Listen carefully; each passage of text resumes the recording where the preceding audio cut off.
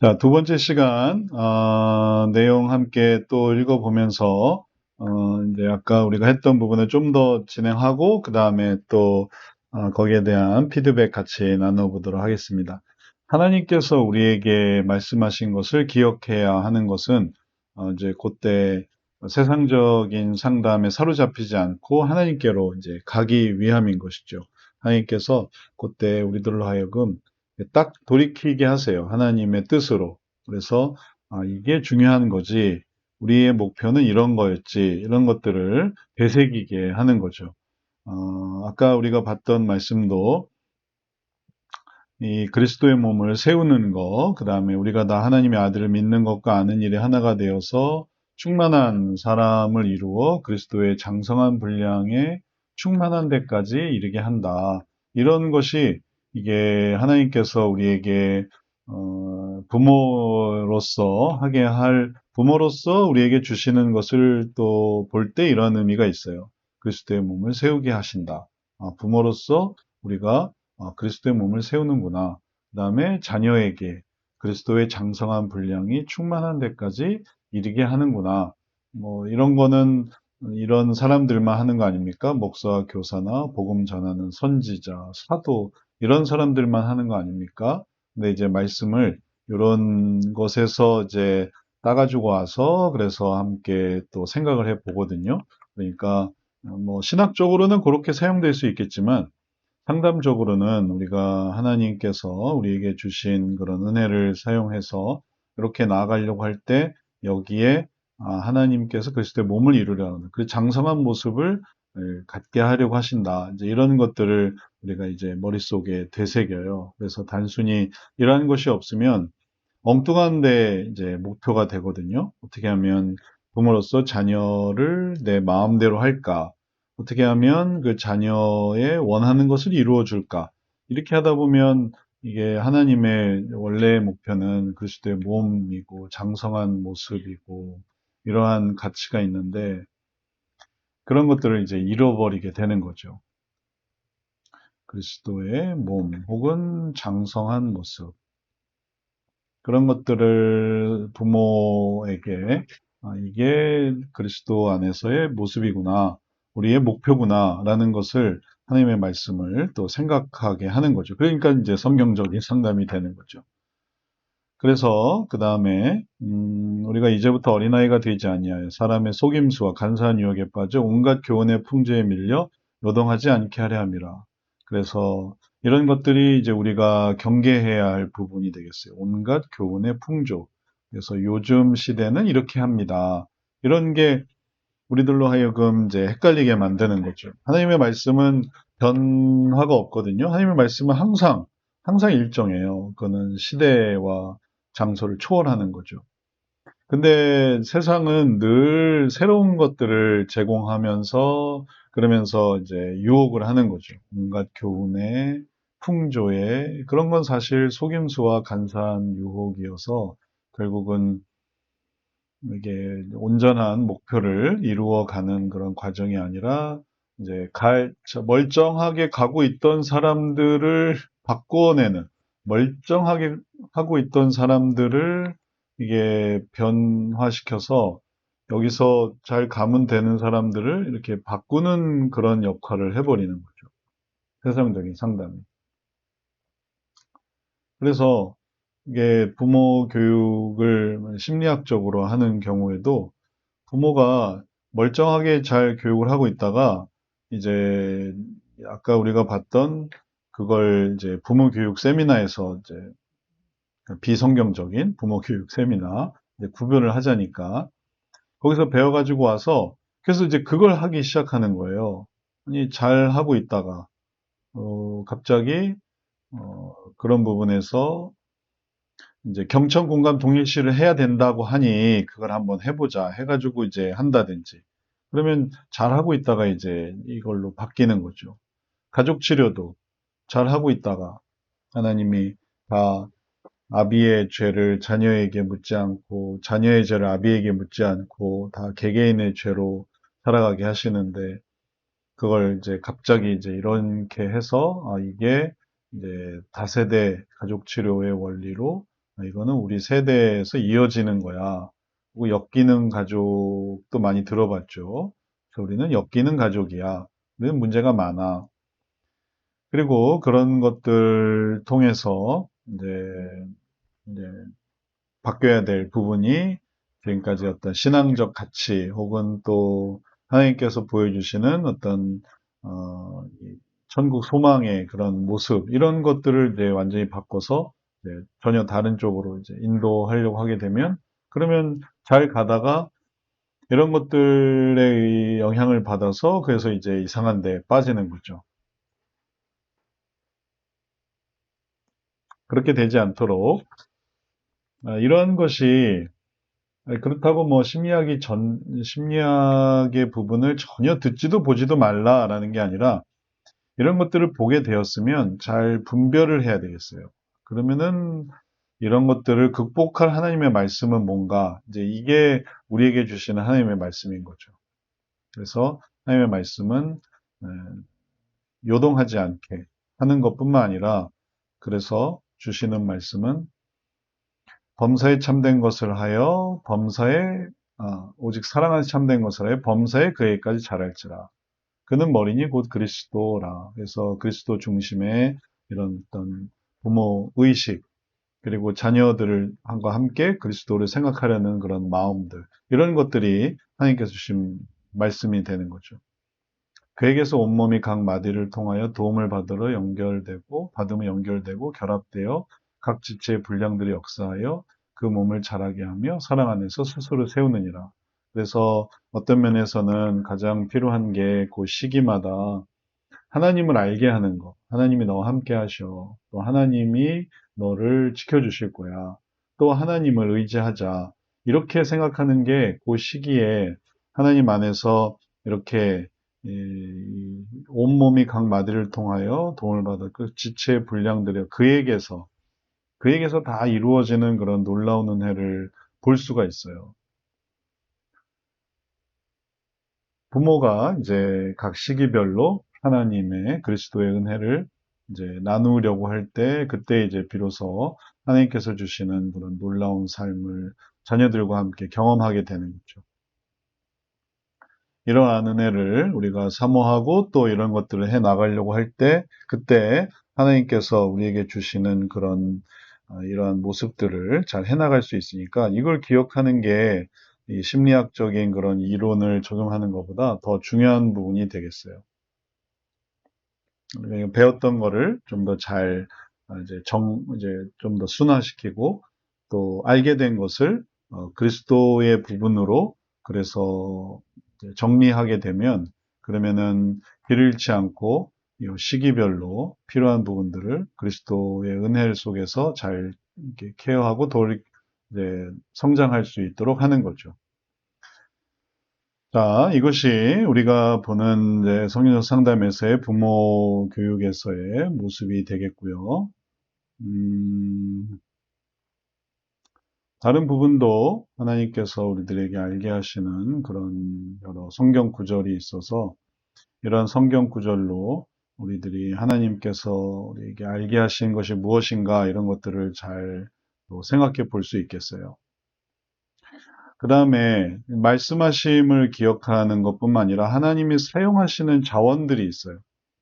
하나님의 사용하시는 자원들이 어떻게 설명할 수 있는가 하면 하나님께서 예를 들면 이제 여러 가지 자원들을 주셨는데 그 자원들을 이제 큰 개념에서 생각해 볼 수 있겠습니다.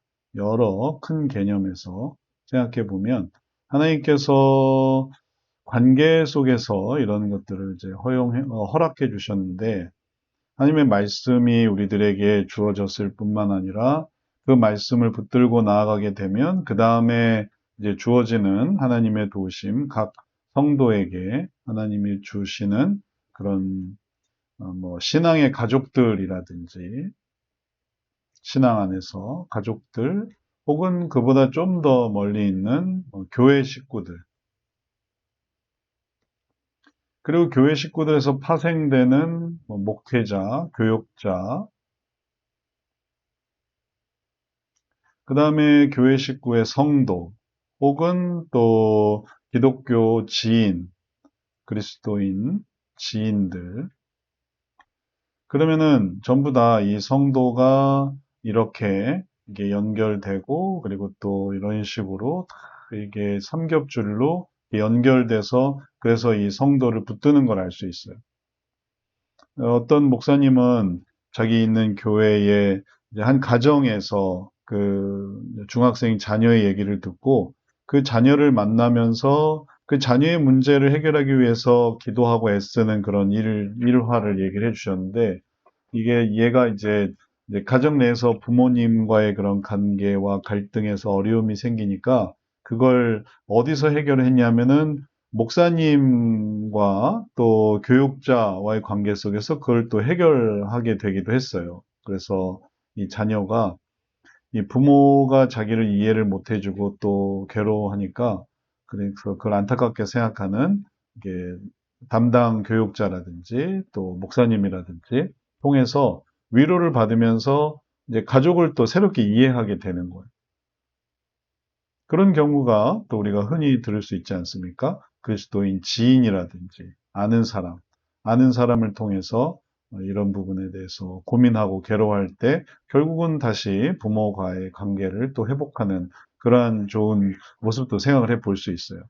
이런 것들을 활용할 수 있는 거죠. 하나님의 자원, 하나님이 사용하시는 자원의 의미는 바로 이러한 일들을 우리들이 또 생각하게 하는 내용이 되겠습니다. 하나님이 생각하시는 자원들이 되는 거죠. 근데 이제 이걸 특별히 얘기하는 이유는 반대쪽도 있기 때문에 그래요. 이 성도가 만약에 다른 믿지 않는 친구들이라든지, 뭐 SNS의 뭐 또래라든지, 그래서 믿지 않는 친구나 SNS의 무슨 동료나 혹은 아는 사람이나 그런 사람들한테서 만약에 도움을 받고자 한다면은 그러면 또 거기선 또 거기대로 또 이야기를 하겠죠. 이렇게 하세요, 저렇게 하세요. 그러면 이런 SNS 지인들, 아는 사람들과의 관계에서 하게 되면 양상이 완전히 다른 거예요. 그리고 이제 부모로서 이제 우리가 해야 되는 건 뭐냐면은 내가 할 수 있으면은 하고, 그다음에 하지 못하면은 그걸 이 자녀의 문제를 해결하기 위한 도움을 요청하는 거죠. 하나님의 자원을 활용하라라는 거는 그런 의미거든요. 그렇게 하나님의 자원을 확인하고, 그리고 그걸 생각하고, 그리고 그걸 이루려고 하게 되면 자녀를 온전하게 만들 수 있는데, 그러지 않고 이 자녀가 이제 다른 영향력 속에서, 그리고 또 이 사람이 또 생각하는 어떤 선배라든지 선후배 관계에서 선배나 혹은 또 중요하게 생각하는 그런 권위가 있는 사람들이나 이런 사람들한테서 막 영향을 받으면 이 자녀가 이게 변화되는 거죠. 예전에는 이런 자녀였지만 나중에는 이제 이런 자녀로 바뀌게 되니까 가만히 있지 않기 때문에 그런 거죠. 자녀가 이렇게 변해요. 그럼 자녀를 점차 잃어버리게 되는 거죠. 이런 식으로, 이런 식으로. 이제 자녀가 나중에 성장하게 되면 어떤 경우도 있냐면은 남자면은 여자, 여자면은 남자. 그러니까 이성 친구를 통해서 또 변화되는 경우도 있어요. 예를 들면 군대도 갔다 왔는데 여자친구를 만났는데 이 여자친구 때문에 이 자녀가 이상해지기 시작하는 걸 경험하는 부모님도 있어요. 성장했고 군대도 갔다 왔으면 그러면은 알만한 나이가 아닌가 생각하는데 그게 아닌 거예요. 20대에 만난 이성 친구를 통해서 잘못된 영향을 받아서 그래서 그 영향이 어떤 식으로 형성이 되는가 하면 그게 이 집을 떠나 그래서 가출하는 그런 경우로도 발전이 되기도 해요. 잘못된 남자친구를 만나 그 남자를 따라서 딸이 집을 나간다고 한번 상상해 보세요. 그럼 부모는 얼마나 애가 타겠어요. 딸이 그런다든지, 아들이 그런다든지, 이성 친구를 통해서, 혹은 선배 따라서 가출을 한다든지, SNS에서 만난 사람들에 따라서 지시를 받아서 이걸 해라, 저걸 해라. 그러면 이런 부분들의 그런 영향 속에 이걸 지금 이렇게 하고 있는데, 이제 말하자면 심리학적인 영향은 둘째치고, 그냥 인간의 영향이란 말이죠. 그러면 인간의 영향이 이렇게 되는데 부모가 단순히 얘랑 이렇게 해가지고 이걸 어떻게 감당하겠어요? 역시 이제 하나님의 자원을 활용해야만 하는 거죠. 이 문제를 가지고 같이 기도하고 또 이제 같이 도움을 받을 수 있는 이런 협력 관계를 또 생각을 해봐야만 하는 거예요. 그러면 그런 게 바로 하나님의 자원이고, 그리고 그러한 자원을 활용할 때 이제 부모로서 이 자녀가 뭐 내가 해결할 만한 수준이 아니구나라는 거를 이제 깨닫는 거예요. 하나님의 도우심이 필요하구나. 그래서 같이 기도하고 또 돕는 손길을 보내주시도록 하면은 결국 이제 다시 돌아오게 됐을 때 그 자녀는 이 여러 기도를 통해서 붙들어지고 그리고 또 변화되는 그런 자녀였구나라는 걸 이제 알게 되는 거죠. 많은 사람들의 그런 영향을 통해서 선한 영향을 통해서 이게 유지가 되는. 우리가 부모로서 자녀를 병원에 데려가는 것도 다 알게 되지 않습니까? 내가 고칠 수 있는 병이 아니라 어떤 때는 병원에 데려가야 되는 것처럼.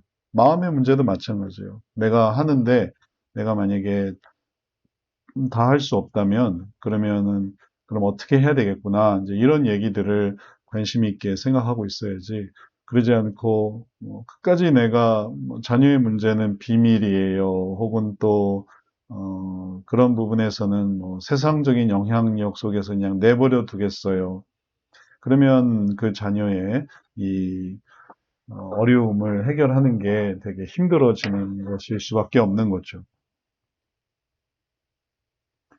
자, 이러한 부분을 우리가 생각하면서, 하나님의 말씀을 사용할 때의 실수들. 그러면, 요것까지 한번 보고 얘기를 좀 더, 우리 학생들의 얘기를 좀 나눠볼 텐데, 하나님의 말씀을 사용할 때의 실수들이라는 건 뭐냐면은, 하나님의 말씀을 사용하고, 이제 이렇게 활용하고, 그 다음에 또 하나님의 말씀 속에서 올바른 해석들을 해주고, 이런 식으로 해석을 해주고, 또 아까 해석 속에서 많은 이게 성경에서 나타날 수 있는 해석들이 있다는 걸 얘기를 해줬거든요. 그래서 극본적인 해석이든지 아니면은 분석적인 해석이나 혹은 통찰적인 해석이나 적용적인 해석이나 성경에서 설명되어지는 거를 얘기해 주고 또 그걸 통해서 뭔가를 하려고 할 때 이 자체가 얘기는 해줄 수 있지만 이게 과연 효과가 있을까라는 부분은 이제 우리가 고민해 봐야만 하는 거예요. 그럴 때 알아야 하는 것이 이제 실수들인데 이게 들어보시면은 이게 왜 실수인가를 알게 되실 거예요. 이게 왜 실수가 되냐면 성경을 백과사전으로 생각할 때 그때 이게 실수가 돼요. 백과사전은 뭐겠어요? 그러니까 말하자면 성경이 그냥 그 세세하게 알려주는 그런 무슨 매뉴얼처럼 생각하는 거죠. 성경이 왜 그게 그렇게 백과사전처럼 요건 요렇게 하고 저건 저렇게 하고 이렇게 생각하는 것에 실수가 되냐면은 성경은 하나님을 의지할 수 있도록 하는 하나의 그런 어떤 이 방향을 보여주는 거지 백과사전처럼 거기에 해답이 있고 그 해답을 해결한다. 그렇게 하면은 성경에 해답이 없는 거예요. 백과사전에 항목이 없는 것처럼. 딱 우리가 백과사전을 찾을 때 항목을 찾지 않습니까? 표제어를 이제 찾아보지 않습니까? 백과사전 CD든지 아니면 백과사전 책든 표제어 중심으로 보지 표제어 없으면 없는 거잖아요. 그러니까 없으면 없는 거니까 우리 애가 예를 들어서 뭐 다이어트를 고민한다. 그럼 다이어트 하면 성경에 다이어트가 없단 말이에요. 성경에 다이어트가 없으니까 백과사전에 안 나오는 얘기가 되는 거죠. 왕따 이런 것도 백과사전으로 생각하면 성경에 안 나와요. 그러니까 하나님의 말씀을 활용할 수가 없는 거죠. 백과사전으로 생각해 보니 그게 딱 나와 있으리라고 생각하니까. 그게 아니고, 이제 우리가 해야 되는 것은, 하나님이 백과사전이 아니라 하나님을 알아가는 방향으로 생각을 해야 돼요. 하나님을 알아가는 방향으로. 그래서 그 성경을 통해 하나님의 뜻이 이런 것이구나라는 걸 생각하고 그 다음에 하나님과의 관계 속에서 하나님이 이런 뜻이 있으시구나라는 걸 찾아가는 거죠. 관점적 해석을 할 때에도 예를 들면 자녀에게 하나님께서 생각하고 계시는 그런 부분을 얘기해 주려고 할 때 말하자면 성경 구조를 사용할 수도 있어요. 하나님이 너를 사랑하신다. 사랑에 대한 성경 구절, 그 다음에 또 하나님의 인도하심에 대한 성경 구절을 생각해 볼 수 있어요. 근데 그렇게 해서 하나님께서 이 문제를 해결해 주신다라고 하면은 뭐 그렇게 간단하면 좋겠지만 이게 자녀의 마음에 이게 들어와서 하나님의 그런 은혜가 여기에 이렇게 올 수 있도록 하기 위해서는 좀 더 실제적이 돼야 돼요. 성경 말씀을 전해주는 그런 게 아니라 하나님이 이 자녀에게 어떤 생각을 하고 계신다는 것을 설명을 해줘야 되는 거죠. 그러니까 성경 말씀을 단순히 제시해 주는 게 아니라 성경에 나와 있는 이 제시로 끝나는 게 아니라 이게 설명되어지고 그리고 또 그런 부분에 권면되어지고 또 생각할 수 있게 해주고 그리고 그걸 받아들이는데 자녀가 하나님이 날 그렇게 생각하시나? 근데 여기에 대해서 또 격려해주고, 어, 그리고 또 그런 부분에서 또 응원을 해주고, 그래서 이 부분에서 하나님의 이런 생각을 받아들일 수 있도록. 그럴 때 여기서 딱 만남이 이루어지는 거지, 단순히 제시하는 것으로는 좀 어려움이 있겠어요. 그래서 성경에 사무엘을 부르시는 하나님의 모습이 나오는데 하나님께서 사무엘을 부르시는데 사무엘이 처음에는 응답을 잘 못했어요. 어떻게 그러니까 하나님이 사무엘아 사무엘아 하시는데 그때 사무엘은 엘리한테 찾아가는 거예요. 절 부르셨나요? 이런 식으로. 그러다 보니까 이게 반복이 됐어요. 아니다, 내가 너 부른 거 아닌데. 근데 하나님이 다시 사무엘아 부르시는 거예요. 이게 이제 몇 번 반복이 되다 보니까 엘리 제사장이 이제 해야 되는 거는 어, 하나님을 생각하는구나. 이렇게 생각했어요. 하나님을 생각하게 해야 되겠구나. 그래서 하나님께 말씀을 드려라. 제가 여기 있습니다. 주님 말씀하십시오. 저의 종이 듣겠습니다. 이렇게 말하게 한 거예요. 그러면 그런 부분을 아까 우리에게서 보면 하나님은 이런 분이시다 하고 또 그런 분이신 걸 얘기한 게 아니라 하나님께 응답하게 하는 거죠. 하나님께 응답해라. 하나님이 너와 함께 하시는데 하나님이 너를 부르실 때 너가 하나님께 응답해라. 응답하면 하나님이 너 기도를 들어주실 거야. 이런 인격적인 설명을 할 수 있으면은 자녀가 일로 안으로 들어오는 거고, 그러지 못하고, 성경에 나와 있지. 그러니까 하나님은 뭔가 기계적으로 혹은 또 자동적으로 하나님은 너 기도를 들으실 거야. 이렇게 얘기하면 이거는 이 차이가 이만큼의 차이가 있는 거예요. 이거는 좀 인격적으로 설명되는 거고, 이거는 뭔가 기계적으로 설명되는 거예요. 성경 말씀을 그렇게 기계적으로 생각해서 오늘 성경 읽었나 안 읽었나? 읽었으면 하나님이 복을 주시고 읽지 않았으면 하나님이 복을 주시지 않으시고 오늘 성경 몇 장 읽었니? 한 장 읽었어? 그럼 넌 하나님께 오늘 도움을 못 받아. 넌 세 장은 읽어야 돼. 실제로 그런 부모님들이 있어요. 가정교육에서 좀 황당하긴 하지만 그래서 오늘 새벽 기도를 했으면 오늘 운이 좋고 오늘 성경을 읽었으면 운이 좋고 그렇게 생각하면 그냥 도구로 생각하는 거죠. 백과사전은 그냥 도구일 뿐이라고 생각하는 거예요. 도구가 아니라 방향인 거죠. 이렇게 생각해서 이렇게 나가는 거다.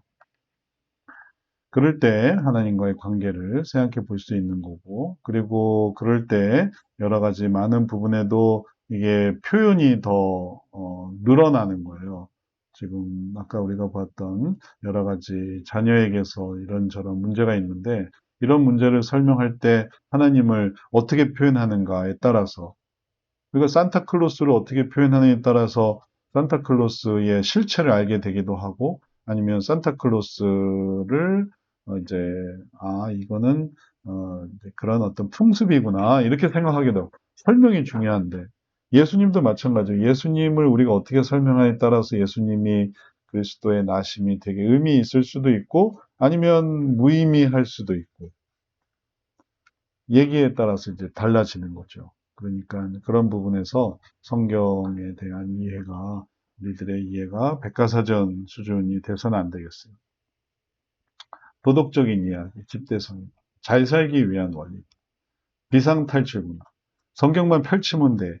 뭐 나름 근거는 있는 거죠. 어거스틴도 그랬다. 어거스틴도 펼쳐서 읽어라, 펼쳐서 읽어라. 그러면서 펼쳐서 읽었다.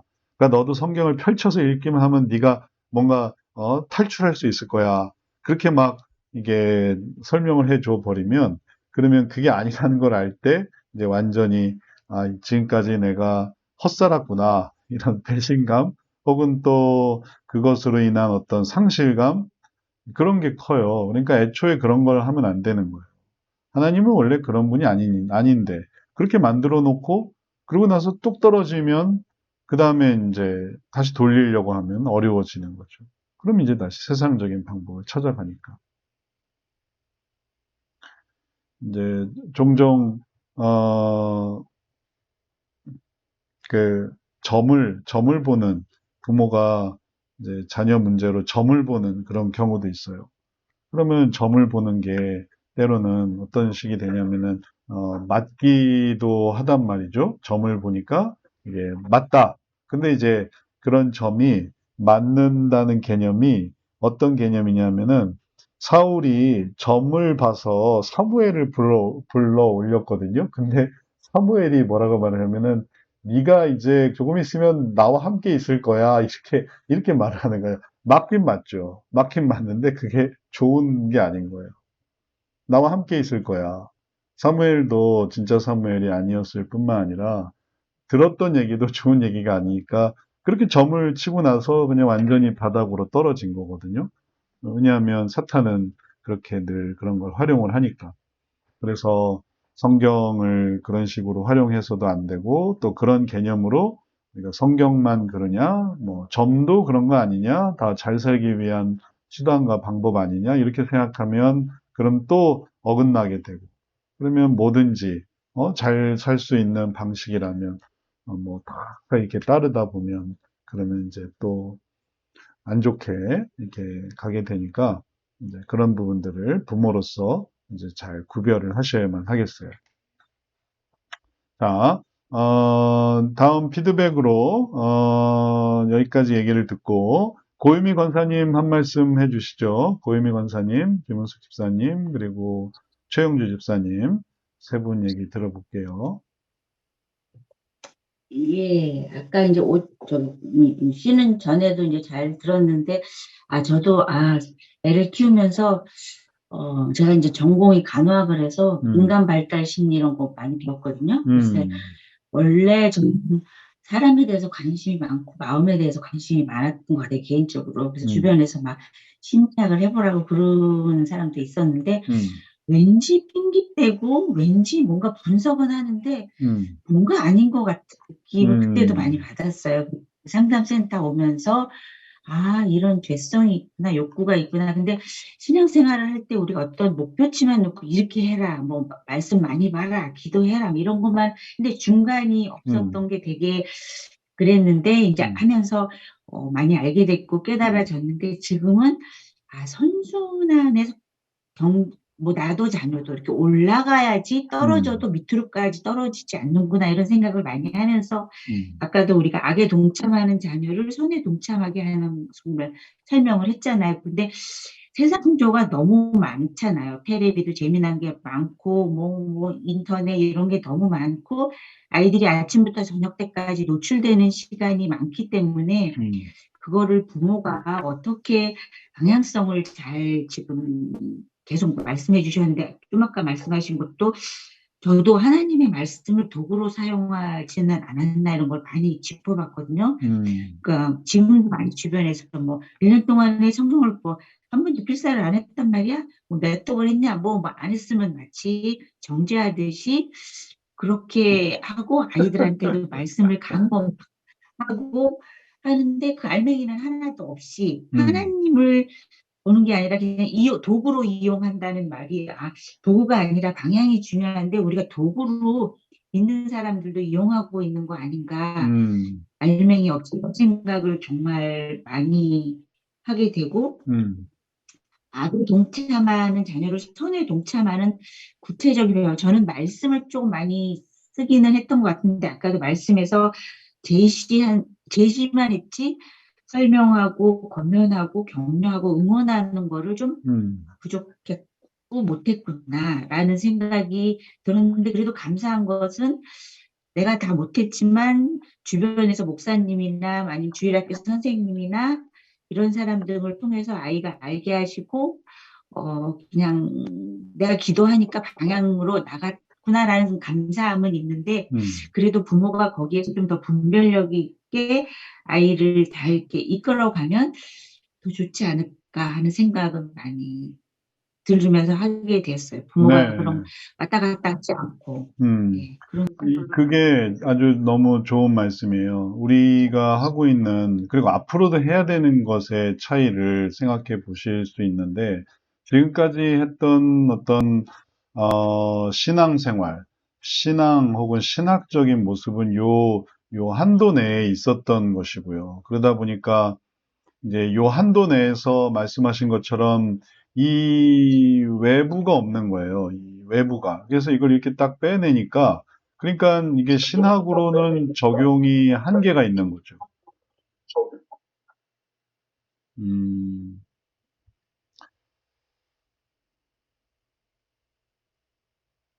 소리가 울려서 잠깐만요. 네. 자, 이렇게 생각을 해 볼 수가 있겠어요. 그래서 이 부분을 이렇게, 이렇게 해서 요거를 확장하는 그런, 확장 개념으로 생각을 하시면 되겠어요. 성역 상담을 배운다라는 거는 지금까지 신앙적인 상담, 그 다음에 신앙 안에서 이렇게 해라, 혹은 이렇게 하자라고 했던 것을 조금 더 업그레이드 시키는 거죠. 왜냐하면 이제 많은 사례들 속에서 이제 내용들이 이제 구성이 되니까. 그래서 이 어떤 신학적인 내용 속에서도 이게 해설이 있거든요. 해설. 그게 이제 설명이기도 하고, 그리고 그게 설교이기도 해요. 해설, 설명, 설교. 근데 이제 신학 안에서의 이런 내용이 있는 거죠. 근데 이제 이게 성경적 상담 밖으로 오게 되면, 그래서 삶 가운데 이렇게 확장이 되게 되면, 그러면 무수히 많은 자녀에게 해줄 수 있는 말, 남편에게 해줄 수 있는 말, 그 다음에 또 다른 사람에게 해줄 수 있는 말이 되는 거죠.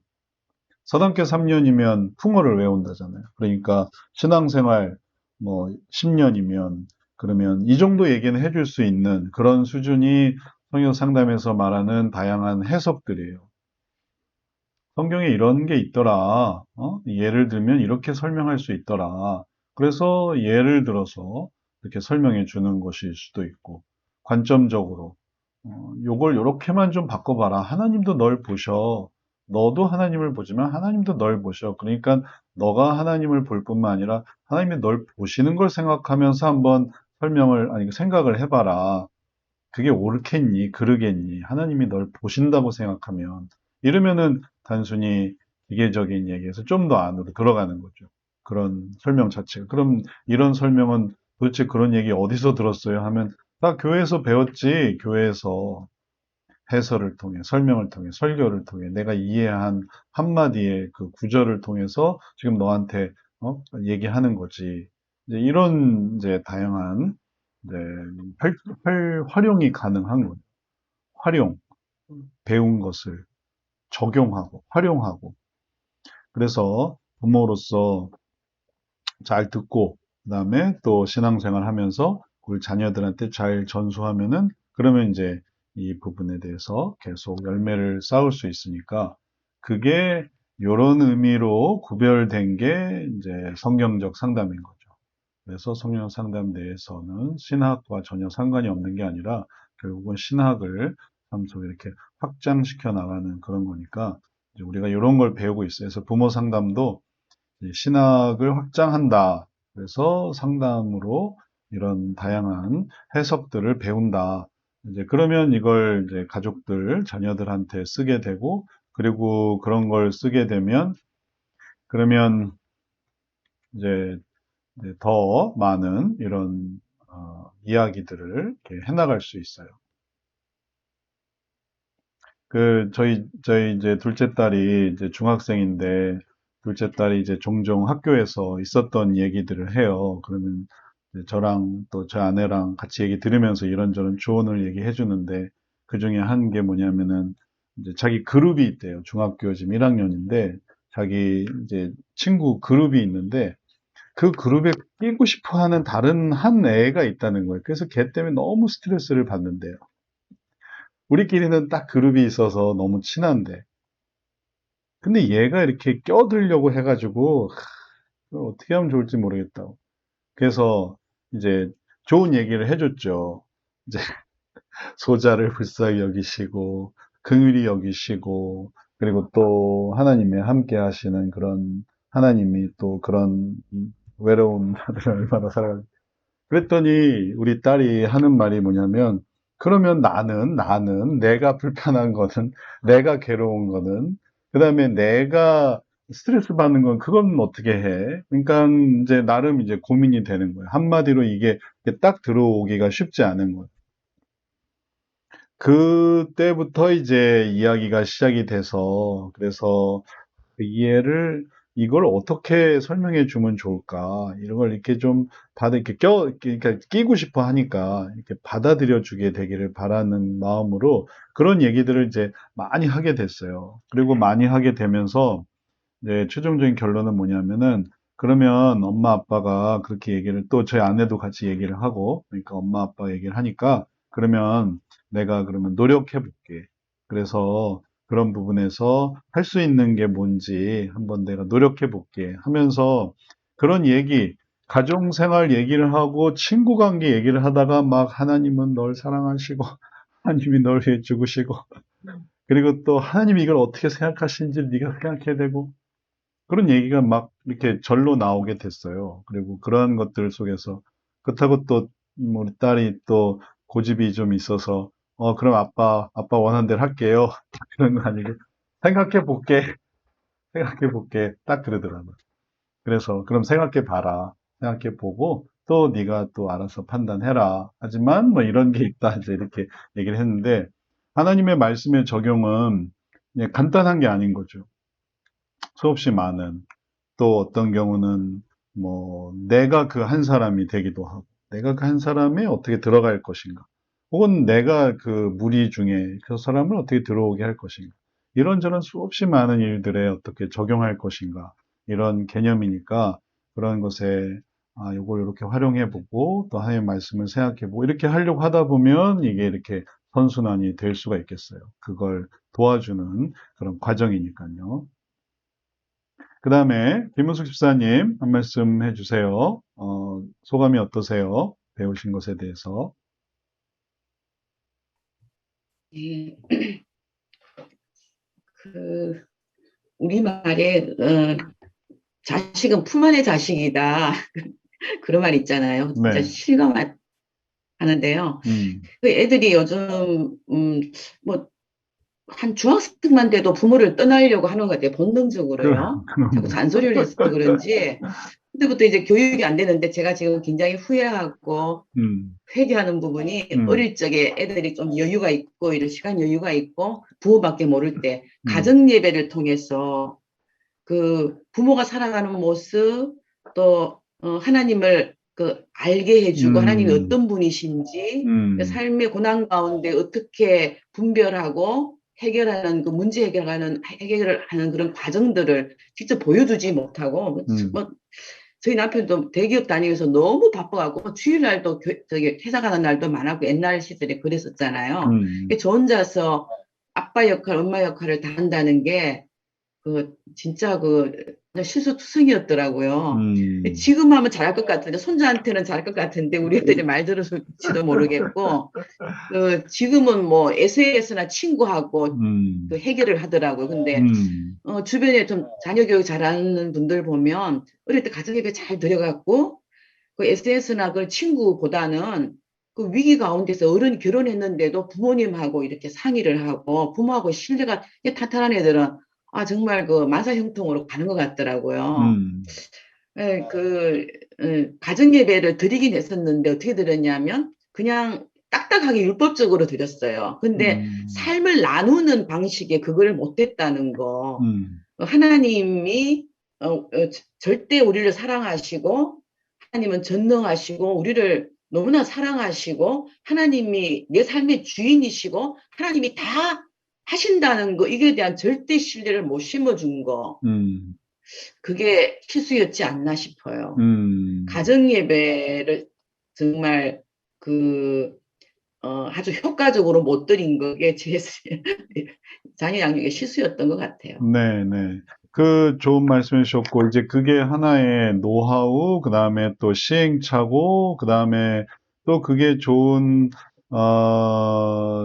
앞으로의 그런 계획으로 발전될 수가 있어요. 그렇게 된다면, 이제 어떤 게 형성이 되냐면, 아까 우리가 보았던 이런 모습에서 성경적 상담을 신앙에서 연결시켜 나가는 고리로 그 다음에 또 생각해 볼 수 있는 게 가정 예배의 모습인 거죠. 그러면은 가정 예배 속에서도 뭐가 중심이 돼야 되냐면은 어떤 예전 형식보다는 교제, 사실 예전 예배의 어떤 형식과 전통은 뭐 교회에서 또 다 섭렵이 또 다 보완이 되니까. 근데 여기서는 교제해서 이제 말하자면 뭐, 아들이 예배 진행을 해본다든지, 혹은 뭐, 딸이 성경을 읽는다든지, 아니면 또, 엄마가 찬양을 인도한다든지, 혹은 아빠가 뭔가 예배를 소집하자고 한다든지, 그러니까 결국은 여기에 다 동참하는 과정을 한번 생각을 해 볼 수 있어요. 그리고 이걸 통해서 예배 끝 하면 이게 뭐 썰물 빠져나가듯이 쫙 끝나는 게 아니라 예배 때 통해서 그리고 예배 후에 교제하잖아요. 그런 것들처럼 이렇게 한 가족이 모여서 뭐 식사로 교제를 하던 아니면은 또 삶을 나누는 걸로 교제를 하던 그냥 예배를 드렸으니까 우리가 축복을 받아 이런 개념이 아니라 예배로 모였으니까 우리 또 기도 제목 나눠보자. 뭐 손잡고 같이 기도하자. 혹은 또 우리 이런 부분에 우리 가정에 이런 기도 제목이 있으니까 너희들도 좀 기도를 해다오. 그러면서 이게 한 가족임을 깨닫는 밥을 같이 먹으니까 식구잖아요. 그런 것처럼 같이 예배를 드리니까 같이 신앙생활을 하니까 또 더욱 가족임을 느낄 수 있는 그런 방식을 또 활용을 해 보시면 이 신학을 이 삶 속에 이렇게 적용하는 더 구체적인 그런 방법이 될 수 있겠어요. 그리고 그렇게 하다가 또 고민을 얘기를 하게 되면은 그럼 또 거기에 대한 상담이 이제 이어지는 거죠. 그러니까 가정 예배는 하나의 그런 계기를 삼는 온 가족이 모이는 아니면 또 가능한 몇 가족이 모이는 그걸로 뭐 바쁜 사람은 빼고 그러면 할 수 있는 사람 우리 한번 해보자 하는 그런 이제 적용하는 그런 과정으로 삼으셔도 좋을 것 같아요. 전부 다 이제 부모로서 할 수 있는 많은 일들이 있으니까 그런 거를 성경적 상담 내에서 해보시면 더 이렇게 활성화될 수 있겠습니다. 자, 그 다음에는 다 말씀했고, 이제 최영주 집사님 한번 말씀해 주시겠어요? 오늘 내용에 대해서 저는, 네. 제가 이제 성경적 상담학을 이제 공부를 하게 된 이제 그 이유 중에 하나가 이 부모와 음, 자녀와의 관계에 있어서 조금 더 이제 자녀를 좀 더 잘 인도해주기 위해서 이제 이 공부를 좀 음, 시작하게 됐는데, 네, 그래서 오늘 들은 수업이 굉장히 좀 많이 생각하게 되고, 음, 이제 제가 적용했었던 부분과 좀 부족했었던 부분들을 조금씩 좀 생각했었던 것 같아요. 그래서 이제 어, 제 첫째가 이제 어렸을 때는 제가 이제 그 우리 아이라는 프로그램을 되게 자주 봤어요. 지금은 이제 약간 금쪽 같은 내 네, 새끼라고 네, 이름을 네, 바꾸셨는데, 네, 네, 네, 어렸을 때는 그 오은영 박사님께서 우리 음, 아이가 달라졌어요. 그걸 통해서 이제 굉장히 그거를 많이 시청을 했죠. 이제 음, 보면서 우리 음, 아이를 이제 그런 식으로 좀 했던 것 같아요. 그래서 이제 음, 마음을 같이 공감해주고 음, 이해해주면서 또 음, 이제 훈육을 하긴 하는데 거기서 말하는 훈육은 우리가 성경적에서 말하는 이제 어떤 채찍과 훈계와 그거는 조금 차이가 있잖아요. 그래서 음, 하다 보니까 이제 거기서 훈육을 할 때 자세는 뭐 아이의 손을 잡고 이렇게 하는 거다라는 것부터 다 실천을 해봤어요. 네, 그래서 그러다 보니까 이제 저는 생각했었던 부분이 분명히 저는 잘못한 부분에 있어서는 채찍을 들어야 한다고 생각을 했었거든요. 음, 근데 근데 그 오은영 박사님께서 말씀하시는 건 그런 건 없었어요. 그래서 그 부분에서 이제 조금 이제 여러 가지 생각이 있었고, 이제 음, 말씀을 보니 이제 말씀 안에서도 잠언에서도 그런 게 있잖아요. 음, 아이를 훈계하지 아니하려고 하지 말라. 채찍으로 그를 때릴지라도 그가 죽지 아니하리라. 음, 라는 이제 잠언 말씀을 통해서 음,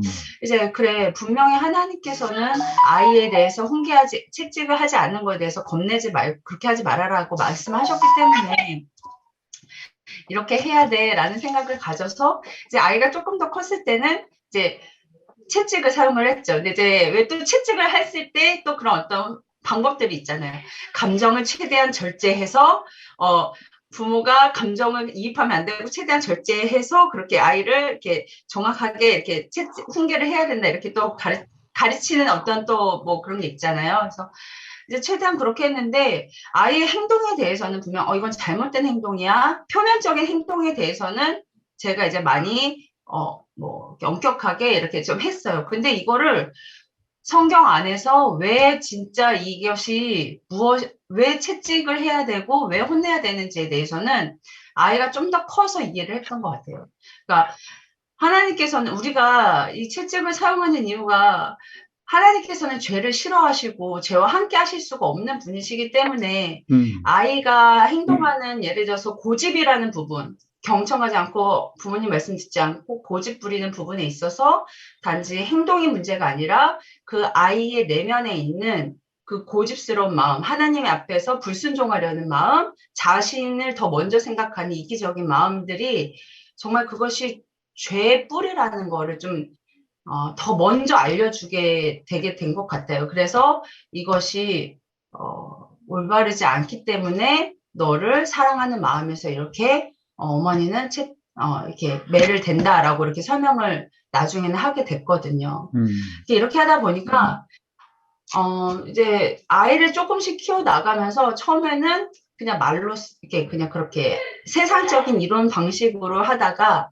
나중에는 정말로 하나님께서 말씀하시는 이 성경 안에서 우리가 아이를 어떻게 잘 가르쳐야 하고 하는 것을 조금씩 이제 깨달아 가면서 해 나가고는 있는데, 예, 그래도 좀 아까 말씀하셨듯이 또 말씀을 또 이렇게 실수하는 부분 여러 가지 부분들도 좀 저도 겪었던 부분들도 있었고 음.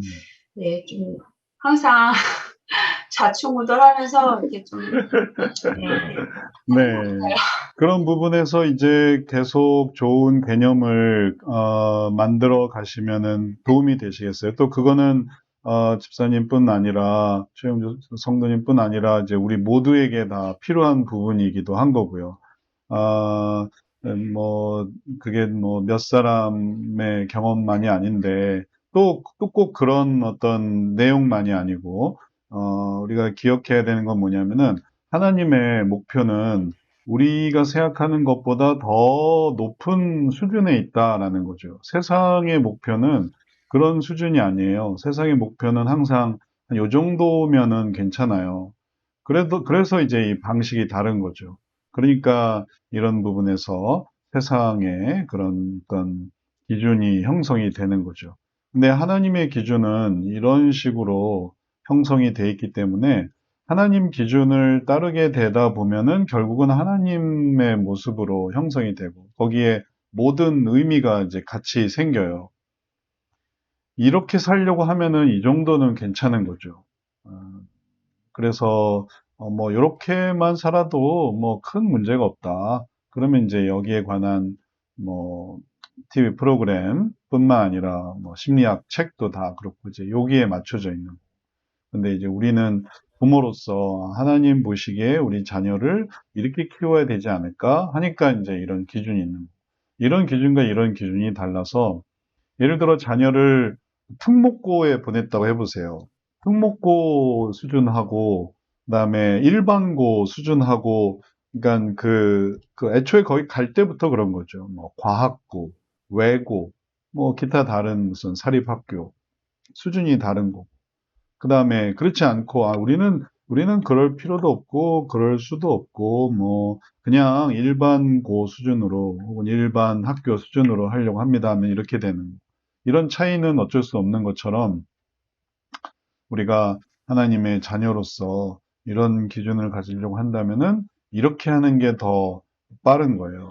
제가 예전에 제 일화를 말씀드리면 제가 예전에 그 초등학교 때 이제 성경 고사 대회 이런 데를 나갔어요. 교회에서 이제 해가지고 그래서 노회 대회에서 또 입상을 해가지고 또 이제 전국 성경 고사 대회 나간 거예요. 근데 이제 선생님이 가르치시는데 뭐 이거를 이렇게 해야 된다고 하시는 거예요. 그때가 초등학교 고학년이었나 그랬는데 근데 이제 그 시기를 때 제 생각은 뭐냐면 꼭 이렇게까지 할 필요가 있을까? 뭐 이런 생각을 했어요. 순진하게도.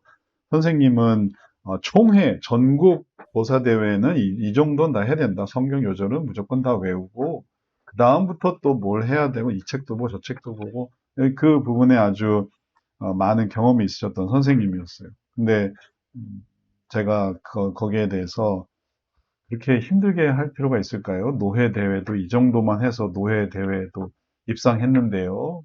그러면서 뭐 이런저런 이유로 선생님 말을 잘 안 듣고 나중에는 결국에 어떻게 했냐면은 그 팀에서 제가 이제 그냥 나와버렸어요. 초등학교 때. 혼자 공부해야지. 그렇게 생각을 했어요. 그래서 나름 막 혼자 공부하고 그랬는데 이제 결국 총회를 갔는데 아무 성적도 거둘 수가 없었어요. 선생님 말씀이 맞았어요. 총회에 가니까 정말 수준도 높고 잘하는 사람도 많고 뭐 내가 요 정도 되겠지 이걸로는 택도 없더라고요.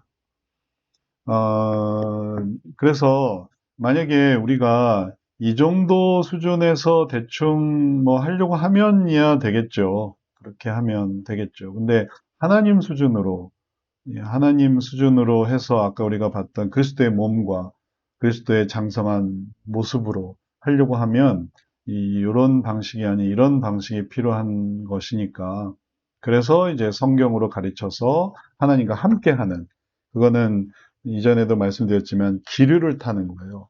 조류를 타는 거예요.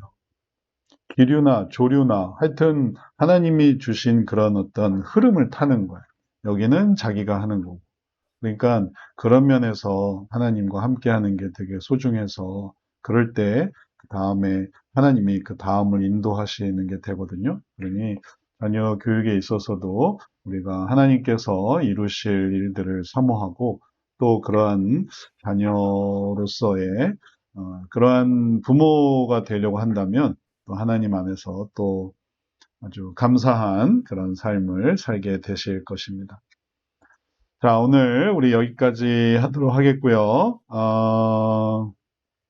오늘 내용 우리 또 세미나니까 전체 또 다른 학생분들도 다 보실 것이고 또 지금 참여했던 분들도 다 댓글로 이제 오늘 피드백 뭐 짧게라도 정리해 주시면 또 우리가 성경적 상담을 가정 상담만 배우는 게 아니거든요. 또 계속 우리 배워 나가니까 그런 배워 나가는 속에서 더 큰 하나님의 목표를 또 새길 수 있게 되겠습니다. 또 지금은 가정상담 중에 부모 상담 파트 보고 있으니까 이 내용에 대한 이해도 잘 하실 수 있겠고요. 부족한 부분은 또 온라인 강의 영상을 통해서 또 계속 채워나가 보세요. 자, 수고하셨고, 우리 다음 시간에 이제 나아갈 부분은, 요 이후 하나님의 말씀을 사용할 때 실수들, 이후 부분이니까 혹시 교재 한 번 더 읽어 오시고, 그래서 또 도움이 되시면은, 미리 알고 계시면은 또 도움이 되실 것 같습니다. 그러면은 우리 한번 기념사진 한번 촬영하고, 그리고, 기념사진 한번 촬영하고 네, 기도하고 마치도록 하겠습니다. 같이 한번 보시죠. 하나, 둘, 셋. 자, 수고하셨고 기도하고 마치겠습니다. 성인 주님, 11월 달 부모로서 어떻게 자녀를 키워야 할 것인가를 고민합니다. 하나님의 방식이 우리들에게 가장 좋은 것임을 다시금 확신하며 또 그 방식을 찾아 나갈 때 하나님을 만나게 하시고 또 그 방식을 고민하면서 또 하나님을 자녀들에게 소개할 수 있는 귀한 기회 얻게 하여 주옵소서. 그들이 하나님을 알게 되면 가장 귀한 것을 얻겠사오니 그 마음에 하나님 따라갈 수 있는 귀한 믿음, 소망, 사랑이 넘치도록 그것을 가르치는 부모 되게 복 내려 주옵소서. 예수님 이름으로 기도드렸사옵나이다. 아멘. 아멘. 자, 오늘 수고하셨습니다. 그리고 또 다음 주에 뵙겠습니다. 감사합니다. 말씀 네, 감사합니다. 들어가세요. 네, 들어가세요.